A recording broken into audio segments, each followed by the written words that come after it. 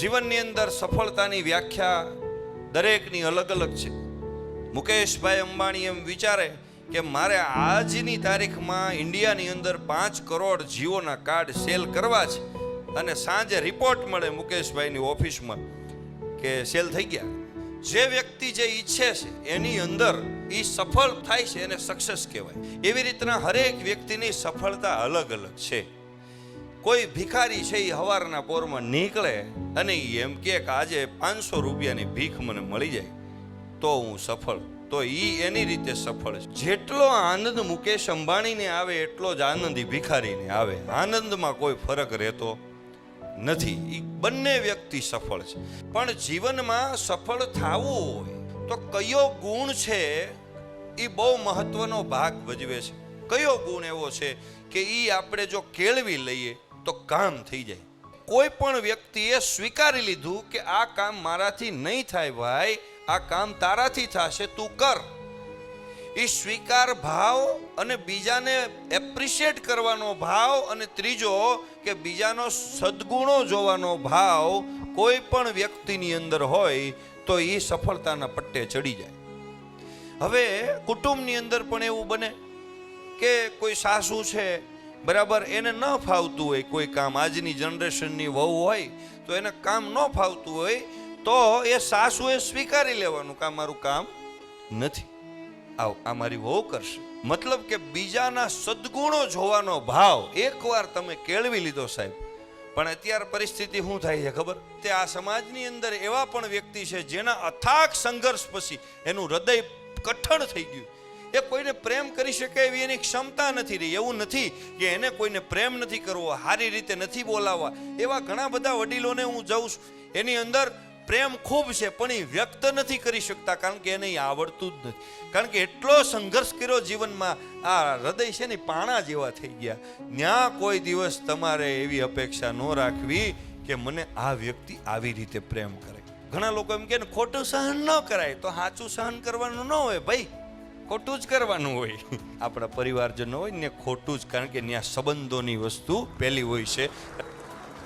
આ જે કુટુંબો તૂટે છે, ઘરની અંદર જે ઝઘડાઓ થાય છે, આજે કુટુંબ વિખાઈ જાય છે, એનું કારણ એક જ વસ્તુ છે કે જે વ્યક્તિ વિશે આપણે જાણવાનું હોય ને એ વ્યક્તિને આપણે નથી પૂછતા, અને ત્રીજા વ્યક્તિને આપણે પૂછીએ છીએ, જ્યાંથી આખો ડખો સર્જાય છે. તમારે જેની પાસે જાણવું હોય ને એને તમારે પૂછવાનું, અને તમારે જેની હારે વાંધો હોય ને એને જ કહેવાનું. તમે જ્યાં ભૂલ કરી હોય ને ત્યાં જ તમારે સોરી કહેવાનું. અને આ નથી થતું એનું એક સરસ મજાનું કારણ શું છે ખબર? આપણને એક વસ્તુ અંદર હૃદયમાં સ્થાપિત થઈ ગઈ છે કે હું ભૂલ કરું નહીં. ભગવદ્ ગીતાની અંદર ભગવાન અને માણસનો તફાવત બતાવ્યો છે. એમાં 6 ત્રુટિ બતાવવામાં આવી છે. એમાંની એક ત્રુટિ હું તમને કહું કે માણસ છે એ ભૂલ કરે. હવે જો તમે માણસ છો તો તમે ભૂલ કરો. સાહેબ ભૂલ એ નથી કે તમે જે ભૂલ કરો છો એ ભૂલ નથી, પણ એ ભૂલને ભૂલ નથી એ સાબિત કરો છો ને સાહેબ, એ સૌથી મોટી ભૂલ છે. માટે ભૂલ માણસ કરે. અરે 4 ચોકમાં કહેવાનું ભલા માણસ કે હા મિસ્ટેક થઈ ગઈ. ભૂલથી ક્યારેય ડરવું નહીં, ભૂલથી હંમેશા શીખવું. માટે નો મોર ધેન અધર, વર્ક મોર ધેન અધર, એક્સપેક્ટ લેસ ધેન અધર. આ 3 ચર્ચા ઉપર આપણે જ વાત કરવાની છે. નો મોર ધેન અધર એટલે બીજાથી વધારે જાણવું. આપણને બીજાથી વધારે જાણકારી હોવી જોઈએ સમાજની, આ દુનિયાની. વર્ક મોર ધેન અધર એટલે કે બીજાથી વધુ કામ કરો ભાઈ. અને ત્રીજું એક્સપેક્ટ લેસ ધેન અધર, બીજાથી ઓછી અપેક્ષા રાખવી. આપણે ઉલટું છે, જાણકારી 0, કામ ભાઈ એટલું બધું ન હોય. પગાર તો તમ તાર શેઠ આપે, કંઈ ઘટે નહીં. પછી કે પ્રગતિ નથી થતી, ક્યાં જ થાય? અને આપણા ગામડાની, અમારા સૌરાષ્ટ્ર, ગુજરાત, કચ્છ, કાઠિયાવાડ, આમ જોવો તો સમગ્ર આપણા સમાજની એક સૌથી મોટી વ્યાખ્યા ભાગમાં હોય થાય. નસીબથી વધારે અને બાપા સમયથી પહેલા ન મળે હો લે. તો આપણા એવા શું કામ? આપણા એક આ બધા પંચવાળા ડાયલોગ છે આપણા ગુજરાતી. હવે એક સરસ મજાની હોટલ હતી. એ હોટલની અંદર ભીડ એટલી બધી કે એની કોઈ લિમિટ જ નહીં, એમ એટલી ભીડ. પણ એ ભીડની અંદર એક એવો વ્યક્તિ કે બિલ આપ્યા વગર વયો જાય, પૈસા નો આપ. પ્રમુખ સાહેબ પૈસા ન આપે. એમાં મેનેજરને ખબર કે આ 6 મહિનાથી બિલ નથી દેતું. આ ભીડનો લાભ ઉઠાવી અને આ નીકળી જાય છે. એણે શેઠને વાત કરી કે શેઠ તમને એક વાત કહું. એ કે બોલ ને. તમને ખબર છે કે આ 6 મહિનાથી એક જણો આપણને બિલ દીધા વગર વયો જાય, છાનો મૂનો વયો જાય. તમને ખબર? હું તમને બતાવું. એમાં બરાબર બધા જમવા રેસ્ટોરન્ટમાં આવ્યા.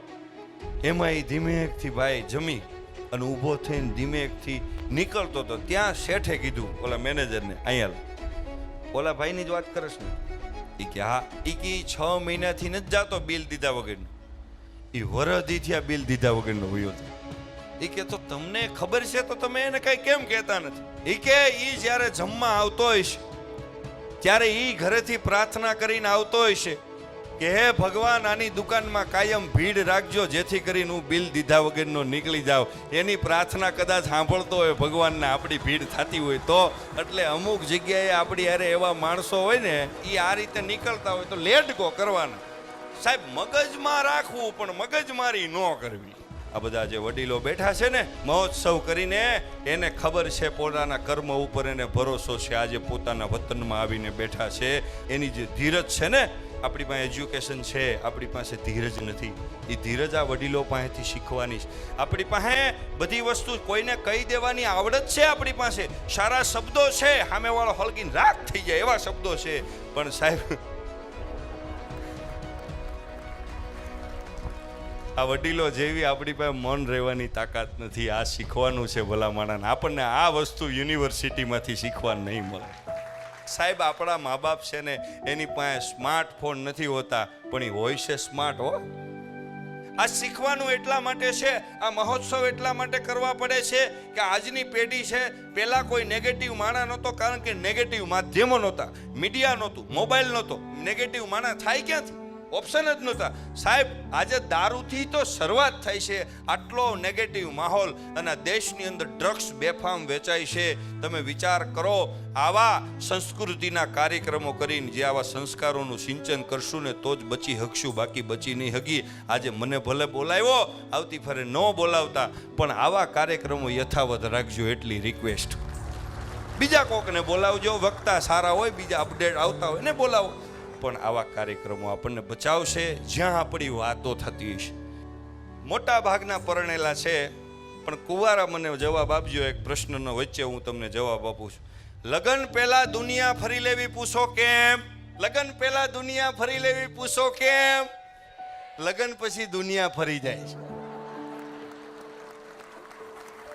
હું હાસ્ય કલાકાર હતો શરૂઆતની, ડાયરાનો. હા, પછી મારા લગ્ન થયા ને પછી હું લોક સાહિત્યકાર થઈ ગયો.